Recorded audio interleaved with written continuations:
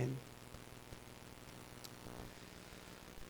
여러분, 우리는 하나님을 역사의 주관자로 믿습니다. 오늘도 이 우주 만물과 이 역사와 우리 인생을 통치하시고 다스리고 이끄신다라는 것을, 섭리하신다라는 것을 우리는 믿습니다. 여러분 믿으십니까? 예. 지금 우리가 맞이하는 이 코로나도 하나님의 섭리 가운데 있다라는 것을 또한 믿습니다. 이거 중국 우한에서 시작되었니, 누구 때문에 국가가 통제를 못해서, 그것은 아주 사변적인 것이고, 궁극적으로 우리는 이 코로나도 하나님의 섭리 가운데 하나님께서 함께 하시는 것이라고 믿습니다. 초반 코로나가 터졌을 때에 우리 부산에 있는 모 교회가 확진이 크게 되는 바람에 일이 대량 발생하게 되었고, 또 많은 언론과 우리 사회는 교회를 지목하면서 원망하기도 하고 비방도 하였습니다. 게다가 또 대구에서 어떤 신천지가 완전히 기폭제 역할을 했죠. 그래서 더더욱 교회는 원망의 대상이 되었습니다. 그런데 지금 1년이 지나고 지금 2년이 흘러가는 세월 가운데 이제 언론도 그렇고 많은 국민들 시선도 교회를 향한 어떤 비방하고 책임으로 여기는 분위기는 점점 아닌 것 같습니다. 왜냐하면 지금 다들 코로나 끝난 것 같은 지금 느낌이 없지 않아 있습니다. 그래서 모든 좀 깨어있는 국민들은 다 우리 모두의 책임으로 우리 개개인이 방역을 잘해야 된다라는 그런 기본적인 입장을 가지고 있습니다. 여러분, 우리가 어떤 사건이 일어나고 어떤 일이 이렇게 일어날 때 그 일과 그 사건에 등장하게 되는 어떤 사람이면 장본인, 어떤 사건이면 어떤 결정적 사안들이 있지요. 그러나 여러분, 이것은 결과론적인 것이지, 사건이 일어나고 일이 터졌을 때는 이미 사전에 어떤 물밑 작업들이, 사전에 어떤 전조 현상들이 많이 일어났습니다. 여러분, 댐이 하루아침에 무너지지 않습니다. 어딘가 모르게 균열이 났거나 어딘가 모르게 어떤 움직임이 있어서 그것이 나중에 더 힘의 부하가 최절정에 났을 때 댐은 무너집니다. 가스 폭발요. 여러분, 가스만 드러난다고 해서 폭발되지는 않습니다. 근데 가스가 한데 그게 기폭제하는 어떤 점화장치, 어떤 불씨가 딱 돼서 터지는 것이죠. 성냥불이 대형 화재를 일으키죠. 그죠? 그러나 그 성냥불이 조그만 불들이 있어 대형 화재에 가는 것입니다. 암 환자들이 암을 발견했습니다. 여러분, 암을 발견할 때는요, 이미 많이 진행되었습니다. 물론 초창기 발견하는 사람은 암 때문에 발견한 거 아니에요. 초창기에 내가 건강검진을 하다 보니까 암이 지금 약간 초기 단계 시작됐다. 그래서 딱 치료하면 깨끗하게 낫는데, 이미 암을 발견하실 때는 이미 3기, 4기 지날 때 많습니다. 그 이상 손 못 쓰면 그때 드러난 것 뿐이지 이미 나도 모르게 내 몸속에서 암이 자라고 있었다는 것이죠. 여러분, 우리가 터졌던 사건들, 터졌던 일들은요, 그것만이 중요한 것이 아니라 미리 사전에 많이 이렇게 진행되었다는 사실을 우리는 발견할 수 있습니다. 내가 성적표 받아봤는데 꼴등이라. 내가 어떻게 꼴등? 아니요. 사전에 공부를 안 했습니다.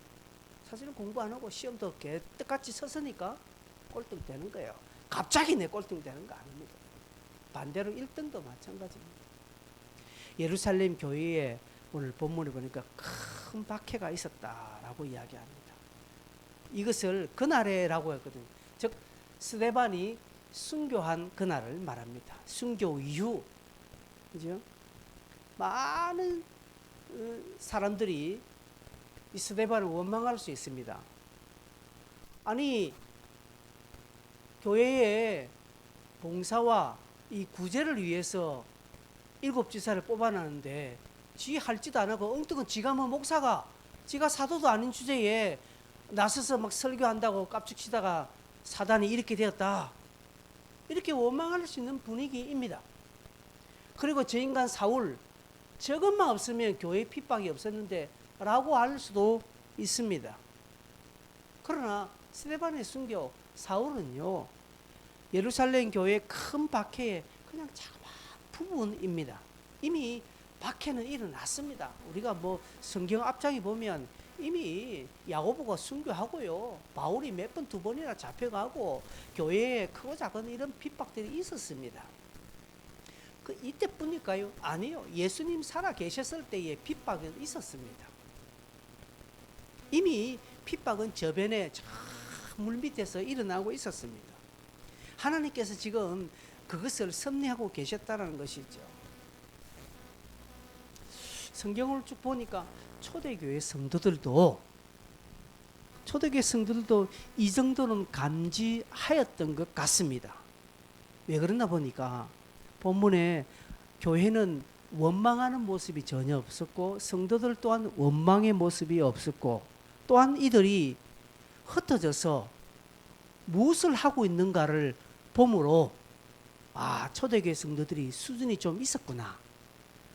스데반의 순교, 사울이라는 어떤 핍박자가 일어나서 교회에 큰 박해가 일어난 것이 아니라 이미 이 지금 핍박은 하나님께서 지금 움직이고 계시구나라는 이런 생각을 초대교회 성도들은 가졌습니다.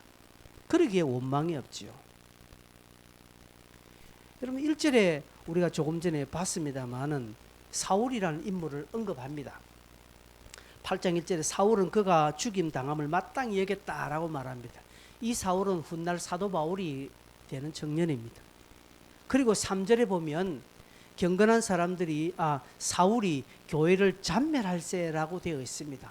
아마 이때 사울은요, 변화받기 전 사울은 교회를 핍박하고 성도들을 잡아 죽이는데 아주 악랄하게 앞장섰던 사람인 것 같습니다.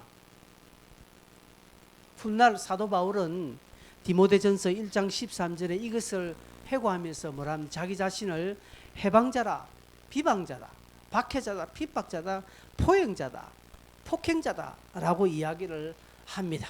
전에는 내가 교회를 잔멸하고 교회를 핍박하는데 앞장섰던 완전히 막 폭력자요, 핍박자요, 아주 해방자였다는 사실을 그는 이렇게 이야기를 합니다. 종종 하면서 자기 자신을 채찍질을 하였던 것 같습니다.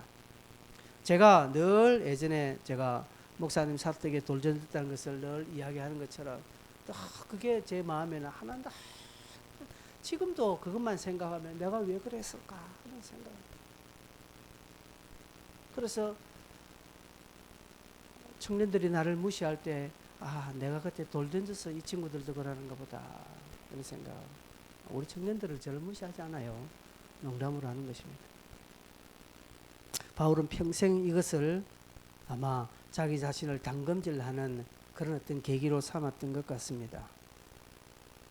그러나 여러분 스데반의 순교, 교회의 박해는 일어났고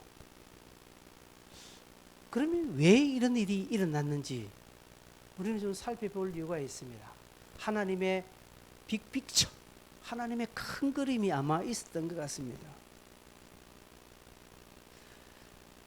핍박이 일어나니까 사도들 위에는 다 흩어졌다라고 이렇게 성경은 기록하고 있습니다. 2절에 1절 끝에 보면 유대와 사마리아 모든 땅으로 흩어졌다라고 되어 있죠.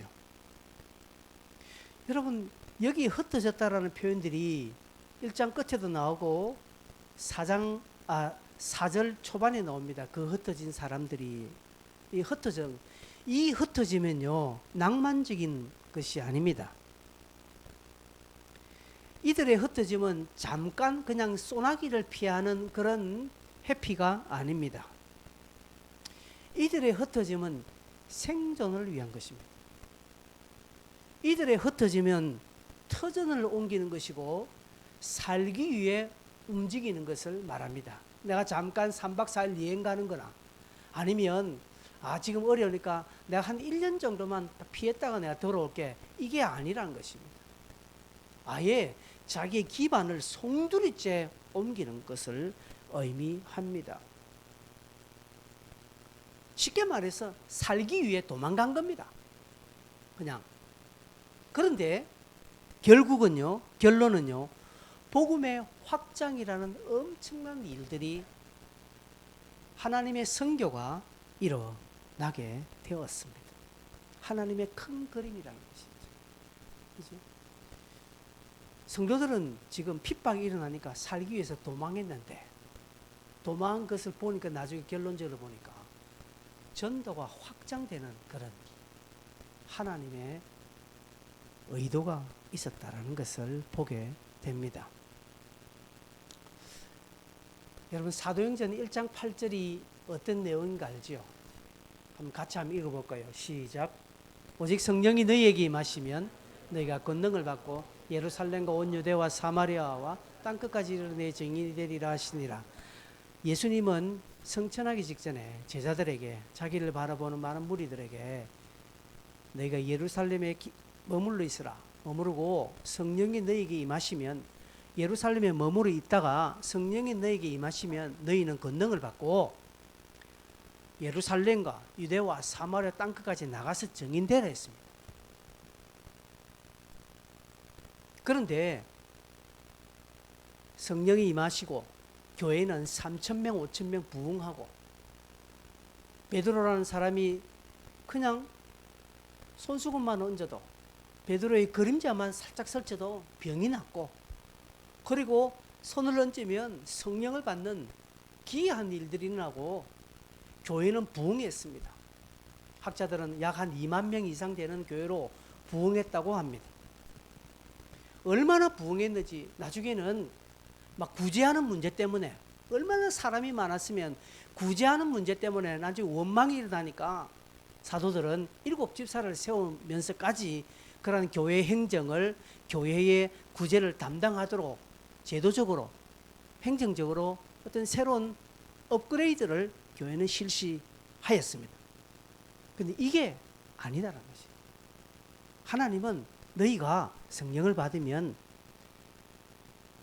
예루살렘도, 유대도, 사마리아도 땅끝에서 일해 해라고 했는데 이들은 예루살렘 안에서만 쿵짝쿵짝거리고 있다는 것이죠. 저 말은 예루살렘을 잠시 가고 그 다음에 유대를 잠시 가고 그 다음에 유대를 잠시 다음에 사마리아로 가라는 것이 아니라 동시입니다. 그래서 헬라어 원문 보면 예루살렘 그리고 유대 그리고 사마리아 그리고 이렇게 표현되어 있습니다. 카이로 이렇게 설명되어 있습니다. 그래서 어떤 사람은 예루살렘이 있고, 어떤 사람은 빨리 유대로 가서 하고, 어떤 사람은 또 사마리아 가고, 어떤 사람은 땅끝으로 가야 되는데 안 그러고 전부 다 예루살렘 안에만 모여서, 즉 오늘날 우리처럼 교회에서 앉아서 늘 놀고 먹고, 여기가 조상우니 여기가 천국이니 형제 자매님 하면서 서로 막 으쌰으쌰하고 막 I am 그라운드 자기 이름 대기 하면서 그렇게 늘 교회 안에서만 그렇게 하고 있는 거예요.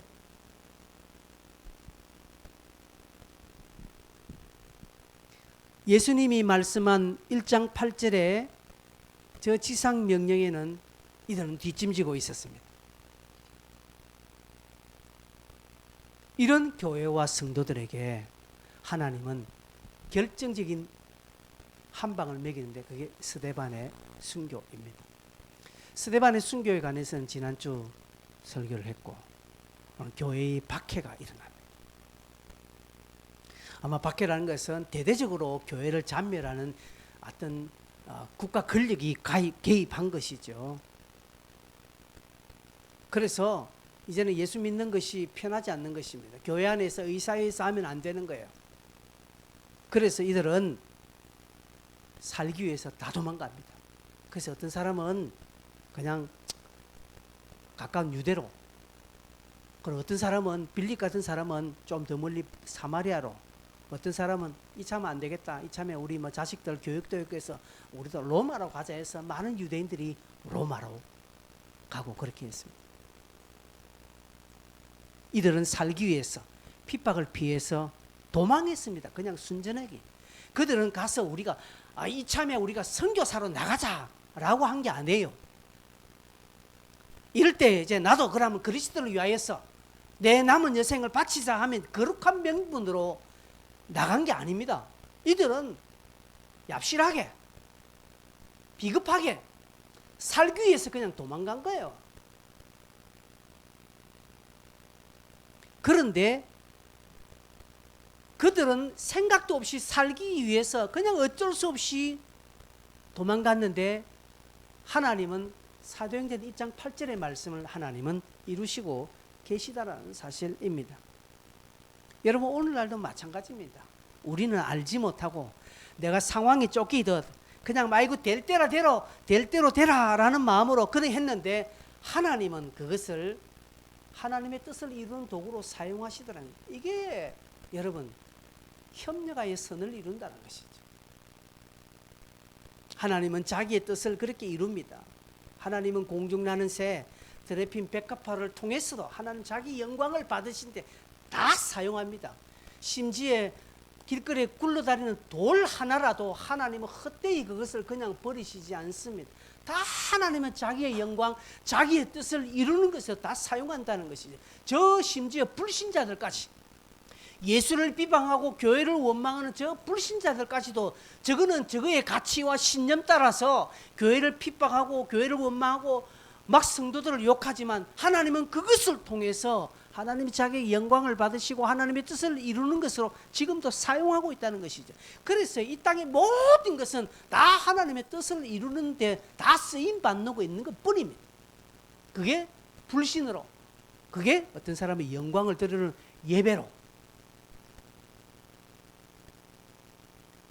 여러분 그러기에 지금 당하는 상황, 지금 여러분의 형편을 원망하지 마십시오. 하나님은 나의 어려움, 나의 어떤 비참한 형편, 나의 이런 참담한 형편을 하나님은 하나님의 방법으로 사용하고 계시다는 사실을 여러분 자각하시길 바랍니다. 그러기에 때로는 여러분의 어떤 형편이 어려움이 탁 처했을 때 내 팔자야 내가 왜 이럴꼬 라고 하지 마시고 하나님 뜻을 이루어 주십시오. 예, 나는 망해도 좋으니 하나님 뜻을 이루어 주십시오 라고 하나님 영광을 받으십시오. 내가 가난하고 내가 질병으로 내가 연약해서 쓰러지고 찌그러지고 문드러지는 것이 하나님의 영광을 드러내는 것이라면 예, 마땅히 그리하십시오 라고 하는 성숙한 기도를 드리시기를 바랍니다. 아멘 하세요. 네. 오히려 하나님의 뜻이 이루어지게 해달라 간구하고 예, 순종하겠습니다 라는 마음으로 빨리 자신을 돌이켜야 복된 인생이 됩니다. 저는 예전에 참 그래 많이 했습니다. 여러분에게는 별표였지만 제 많은 몸부림쳤어요. 왜 하나님 한번 좀 바짝 한번 밀어주세요. 하나님 아버지라며, 내 아버지라면서요. 자식이 구하는 거 다 들어준다며요.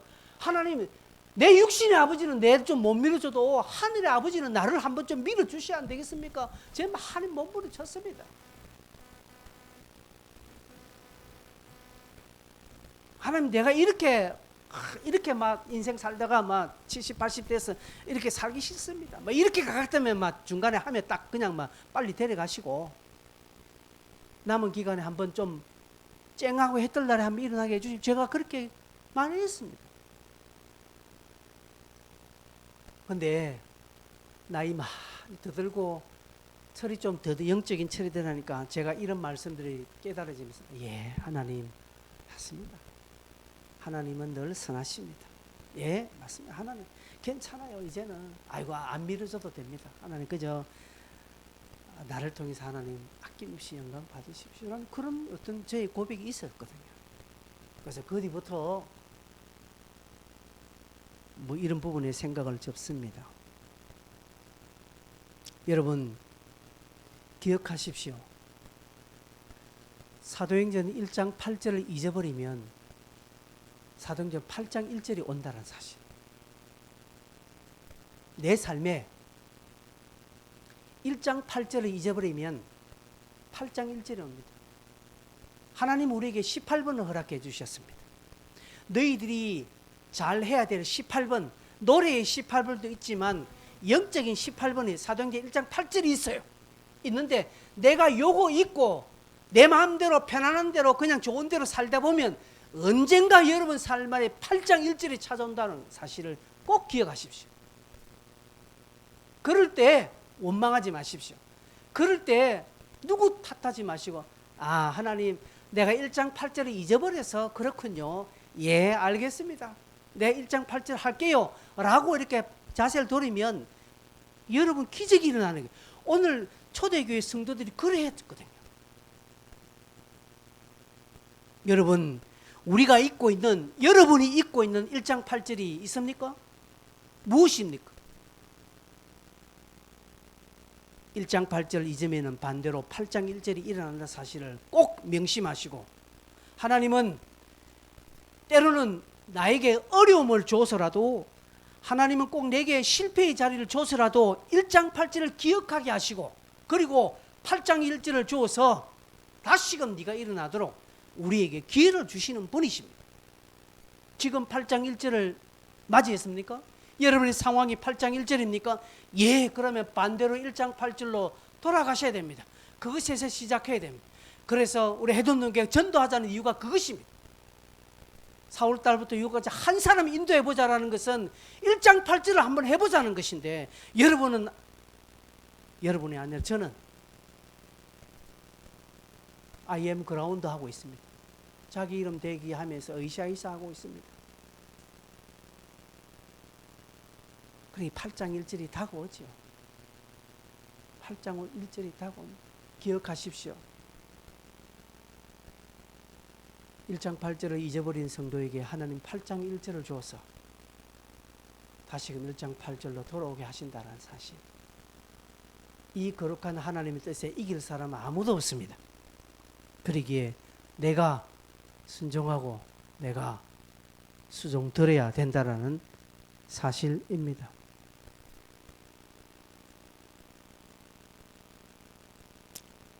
명심하십시오. 영혼을 인도하는 것은 어떤 낭만적인 나의 어떤 종교의 어떤 관록을 쌓는 게 아닙니다.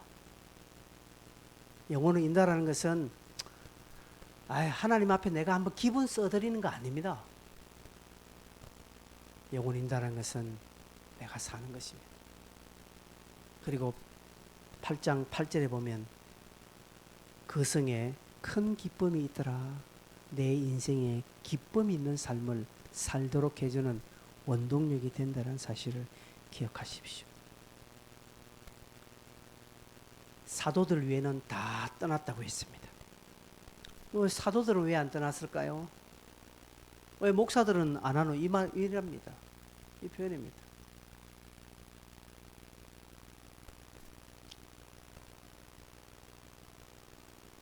옛날에 누가 그럽디다. 목사님이 안 하면 나도 안 합니다. 이렇게 하더라고요. 네, 그것은 뭐 제 개인적으로 깨달을 바지만 여러분 사도들 외에는 다 흩어졌다는 사실입니다. 왜 그럴까요? 뭐 크게 우리가 성경적으로 깊게 생각 안 들어가더라도 교회를 지키고 또 다른 해시마에서 예루살렘 안에 또 다르게 해시마에 돌아오는 자들을 케어해야 할 그런 일꾼이 필요하니 사도들은 하나님 두셨죠. 그리고 이 남은 사도들이 스데반을 장사하고 또 했으니까 당연히 사도들은 예루살렘에 남아 있어야 되겠죠. 그 직분에 해당되는 일로 남게 하셨다 이 말입니다. 여러분, 제가 설교하고 교회를 돌보는 일 말고 다른 데 더 많이, 여러분 제가 야밤에 대리운전 하는 게 좋습니까? 그런 목사님들 있어요. 지금 월요일부터 금요일까지는 바깥에서 세상 직업으로 일하고 토요일 주일만 딱 와서 교회 목회를 하는 그런 목사들이 많습니다.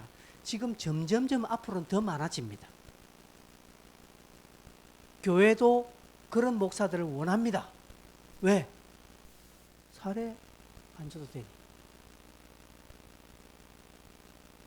좋다 나쁘다 떠나서 여러분 그게 과연 옳을까요? 라는 생각을 해봅니다. 하나님 앞에. 시대가 어쩔 수 없으니 하나님 그것을 또 허용하시는 부분도 없지 않아 있습니다.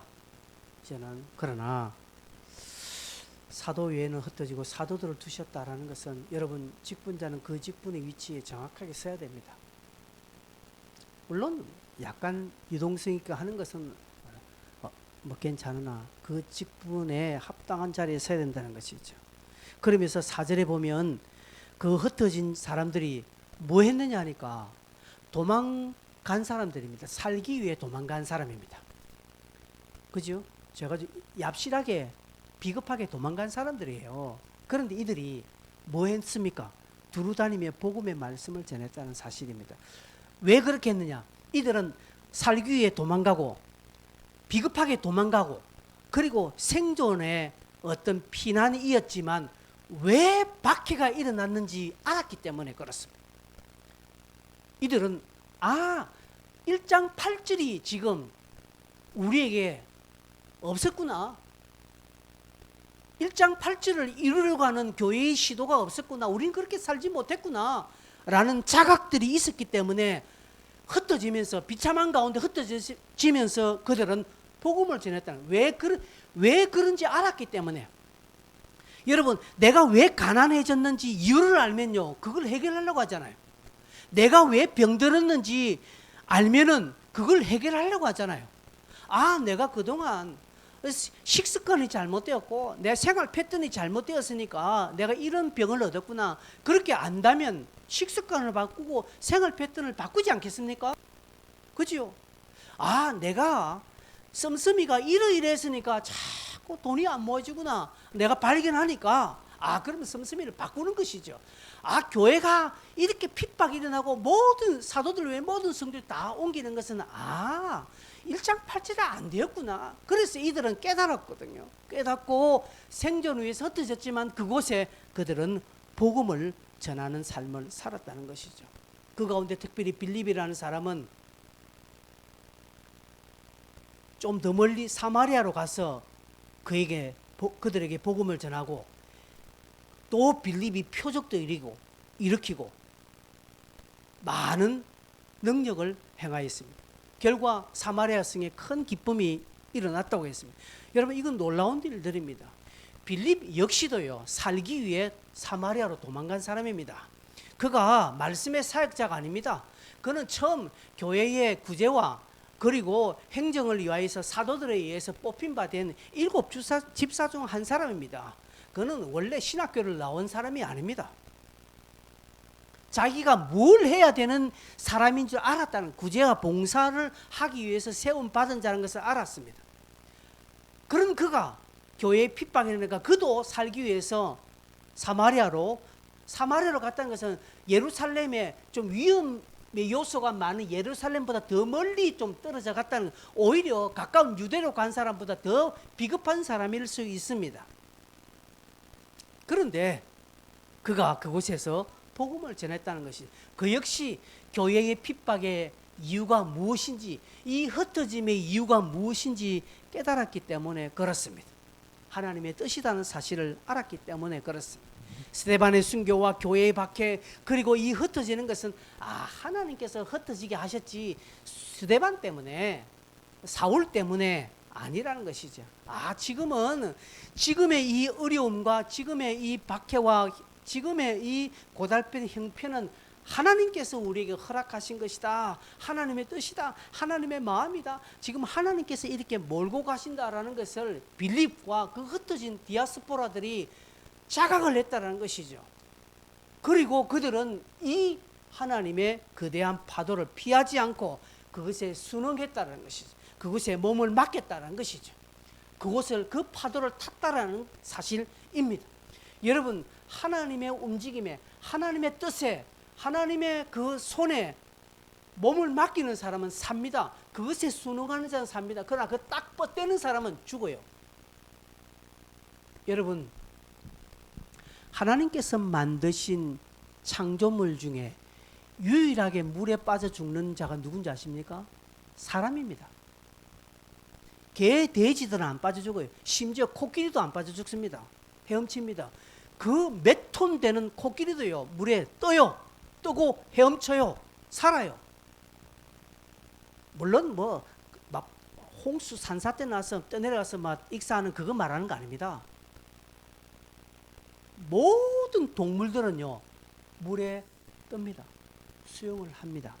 그런데 사람만은 익사합니다. 사람만은 수영을 배워야 합니다. 왜 그럴까요? 인생이 얼마나 본성적으로 악한지 아십니까? 거스르는 것이죠. 그래서 부모를 거스릅니다, 자식들이. 교회 생활을 오래 했다 하더라도 하나님을 거스리는 성도들이 많다라는 것이죠. 여러분, 물에 맡기면요, 안 죽습니다. 사람이 물에 빠져도요, 물에 맡기고요, 좀 참으면 떠요. 그런데 살려고 발버둥치니까 빠지는 거예요. 결국은 그래서 죽는 겁니다. 하나님의 거대한 파도가 올 때 맡기십시오. 그냥 하나님 나 죽었어요 하고 딱 맡기면 떠내려가요. 살아요. 그런데 지 살려고 막 주일도 어기고 지 살려고 막 다른 거 하고 애쓰고 대항하고 불순종하면요, 죽어요. 사는 듯 하지만 결국은 그 영은 죽어요. 그건 자기가 알아요. 왜? 기쁨이 없는 거예요. 기쁨이, 그 속에 예수로 인한 기쁨이 없는 겁니다. 여러분, 여기서 말하는 기쁨이 일상적으로 내가 뭐 까르르 웃는 거, 그걸 말하는 거 아닙니다. 여러분, 예수를 생각하면 웃음이 안 나도 그 마음에 어떤 기쁨의 어떤 원동이 될 만한 게 일어납니까? 그럼 여러분 소망이 있는 사람입니다. 그러나 예수가 뭔지, 지가 내한테 해준 게 뭐 있는데 이렇게 가면요, 그 사람 구원과 관계없는 사람입니다. 초대교회 성도들이 이렇게 생각했다는 것이죠.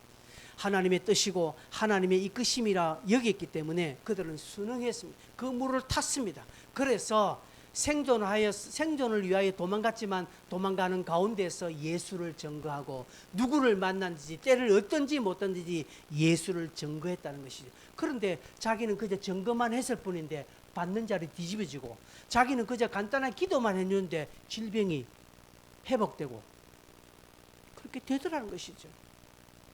여러분, 우리나라도요, 최전선에 가장 좋은 장비들이 다 들어갑니다. 육군에 보세요. 저 후방에 가장 최신식 무기 안 들어갑니다. 가장 전략적이고 좋은 무기들은 다 전선에 배치되어 있다는 사실 아십니까? 하나님께서도 자신의 최선에서 앞장서서 복음을 전한 자들에게 하나님 최신식이 좋은 것을 다 주시기로 작정하신 분입니다. 그러기에 뒤로 빠지지 마십시오. 뒤로 빠진다는 것은 나는 그거 안 하겠다라는 것과 똑같습니다.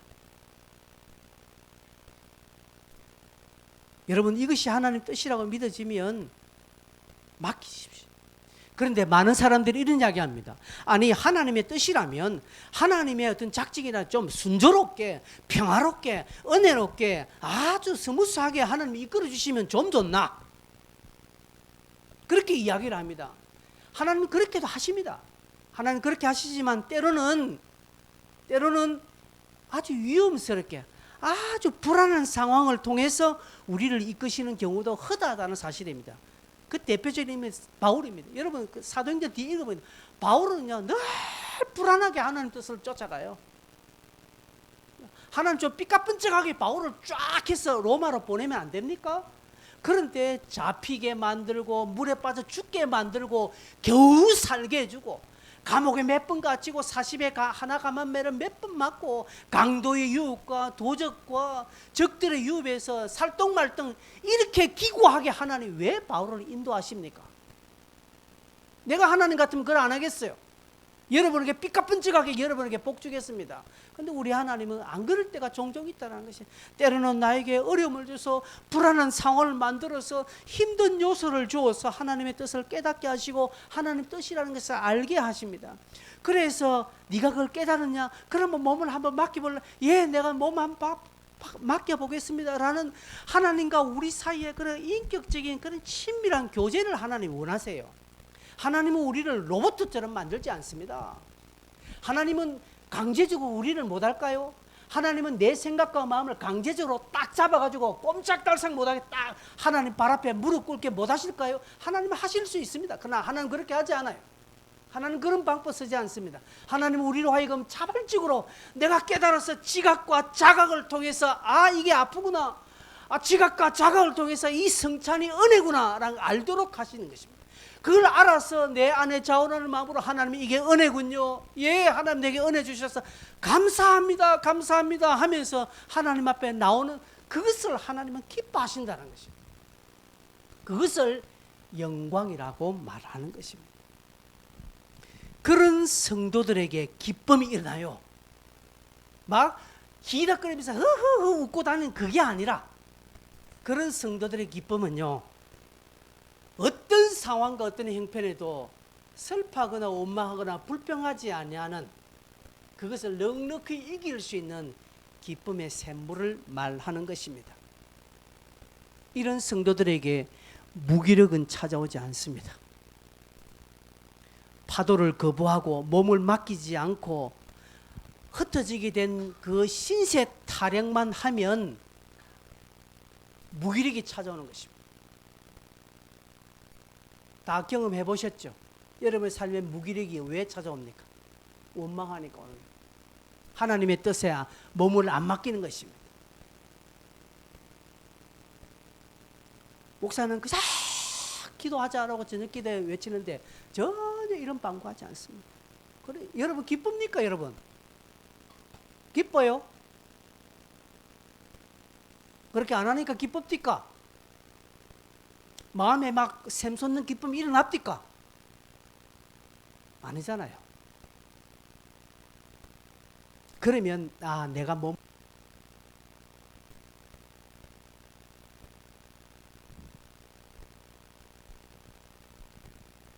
지금의 우리 이유와 지금의 고난에 그 뒤에 주님이 함께하고 있다는 것이죠.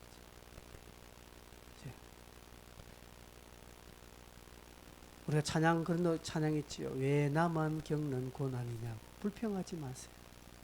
고난의 뒤편에 있는 주님이 주신 손길, 주님이 주실 축복 미리 보면서 감사하세요. 이 찬양입니다. 이 시간에 우리 찬양 한번 불러볼까요? 같이 한번 찬양 한번 하겠습니다.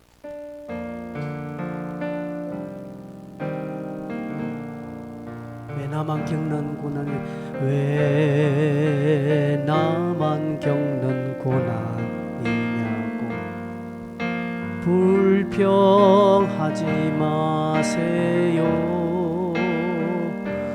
고난의 뒤편에 있는 주님이 주실 축복 미리 보면서 감사하세요. 나는 이 순간에도 주님이 일하고 계시잖아요. 남들은 지쳐 앉아 있을지라도 당신만은 일어서세요. 힘을 내세요. 힘을 내세요. 주님이 손잡고 계시잖아요. 주님이 나와 함께함을 믿는다면 어떤 고난도 견딜 수 있잖아요.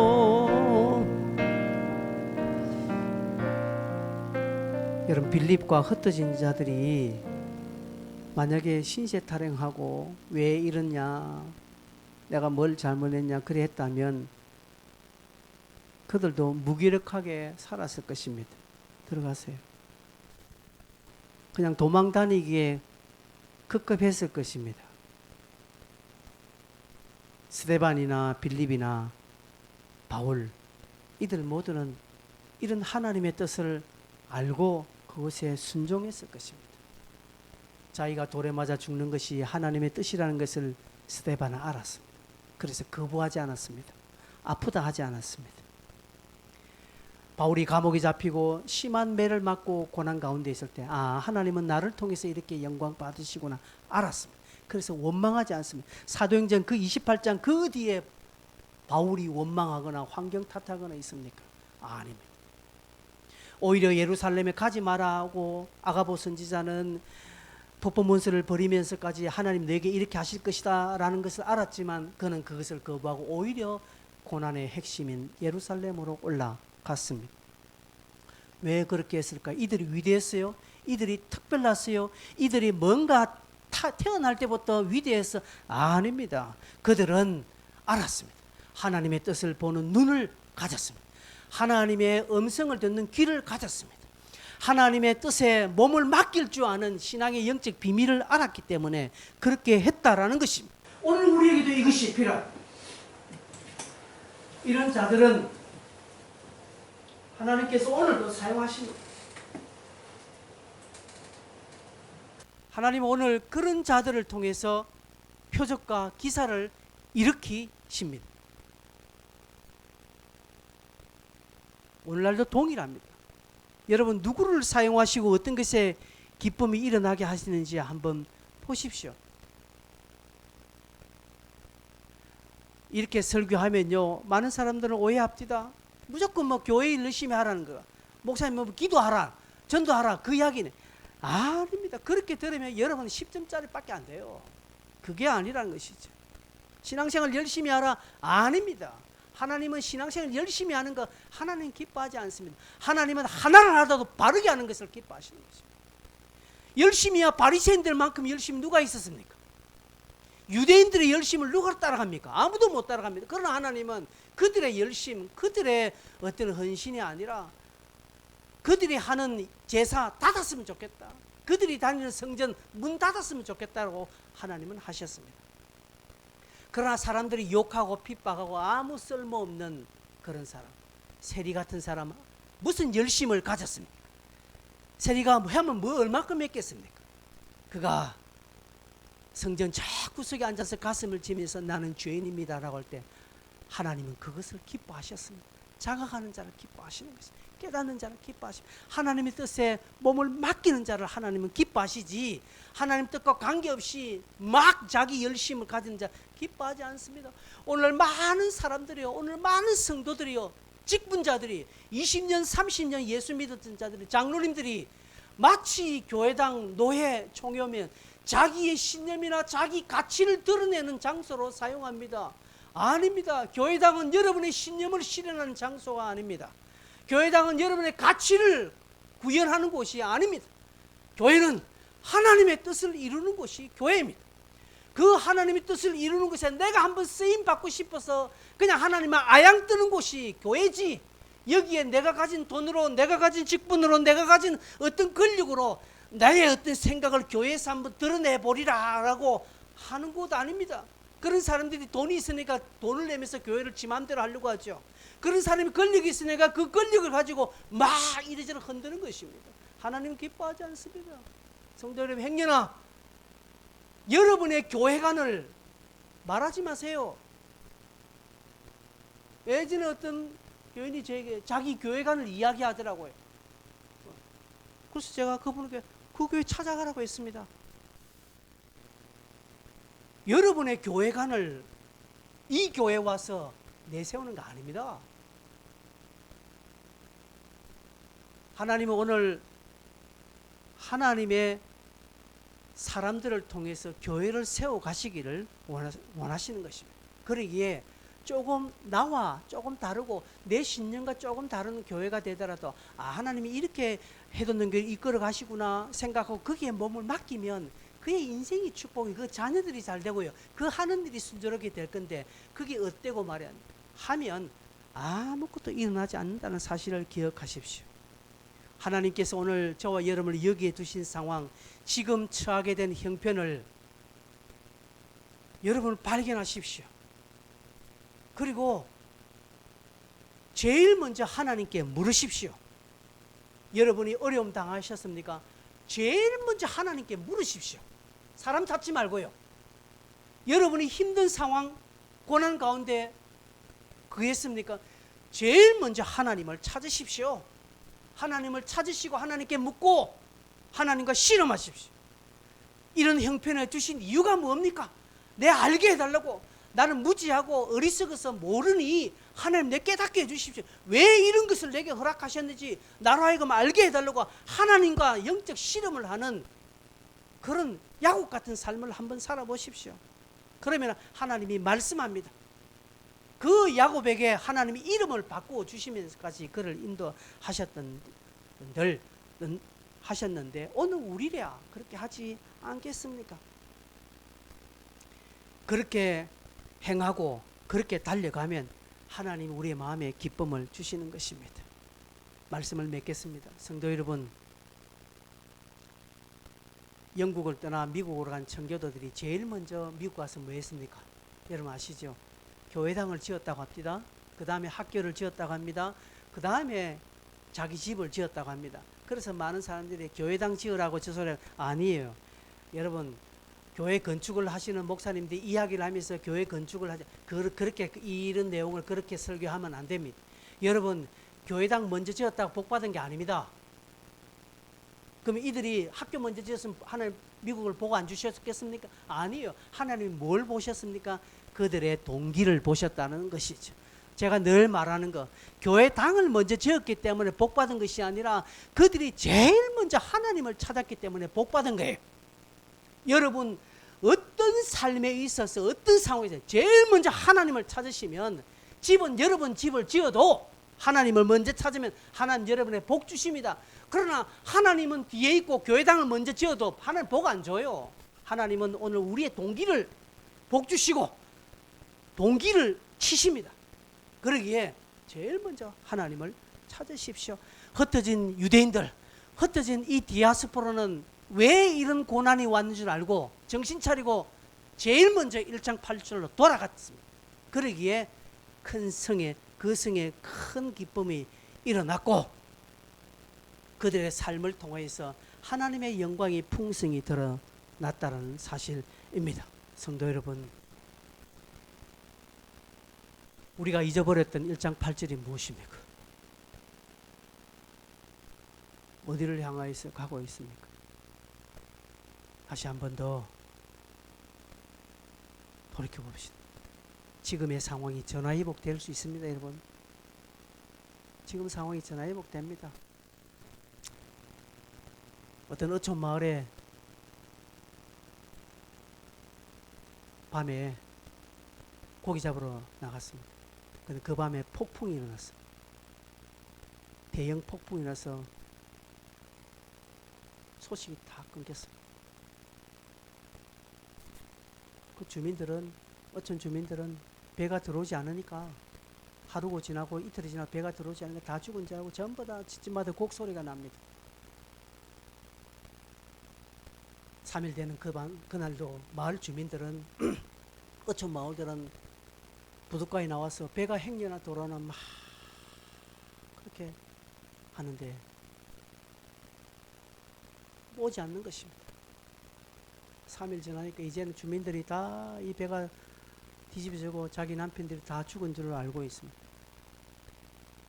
그러다가 어느 집에 불이 났습니다. 아이 혼자 있고 엄마는 부둣가에 나가서 막 오는지 그거 보다가 실수해서 그 집에 불이 확 났습니다. 물론 아이는 살았지만 불이 확 그 집에 불이 탔습니다.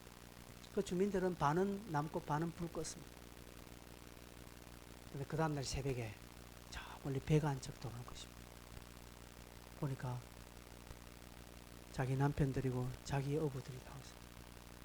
무슨 일이 일어났냐 보니까 자기들이 폭풍 때문에 태풍 때문에 길과 방향을 다 잃어버렸다. 하늘에 별도 없고 달도 안 보이니까 어디로 갈지 몰라서 헤맸는데 3일째 밤에 저 멀리 불빛이 나더라고요. 그게 그 집에 불이 난 거예요. 그 자말로 그 불빛을 보고 아 저곳이구나 해서 불빛을 쫓아왔으니 오니까 여기에 도착했다. 그 집에 불이 난 것이 잘 됐습니까? 못 됐습니까? 저나 유복입니다. 여러분 그 집에 불이 안 났으면 그 사람들은 못 돌아왔을 거예요. 불이 잘 난 거예요. 여러분 인생에 병 잘 걸렸다 할 수 있습니다. 여러분 인생에 아, 내 쫄땅 잘 망했다라고 할 수 있습니다. 왜? 그것 때문에 돌아오는 역사가 있기 때문에. 같이 한번 기도하겠습니다.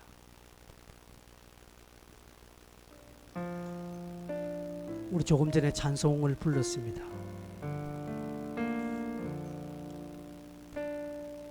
불렀던 찬송 2절에 왜 내게 이런 슬픔 찾아오는지 원망하세요. 당신이 이런 것보다 주님께 받은 은혜가 더욱 많다라는 가사가 있습니다. 예, 그렇습니다. 우리가 이런 것보다 주님께 받은 게 더 많습니다. 이 시간 원망하지 말고 하나님 내가 1장 8절로 다시 돌아가겠습니다. 신앙의 원 열심 내던 그때로 돌아가겠습니다. 지금 형편 상황 이런 신세타령하지 않고 다시금 하나님의 뜻에 내 몸을 맡기는 믿음을 주십시오. 다시금 내가 첫 열심 처음 내가 그때 믿고 기뻐하고 그렇게 열심히 그 장소 돌아가겠습니다. 하나님 자꾸 돌아오라고 이야기하는 것이 돌아가서 주님의 뜻을 이루게 쓰겠습니다 라고 이 시간 통성으로 다 같이 한번 주여 한번 부르고 기도하겠습니다. 주여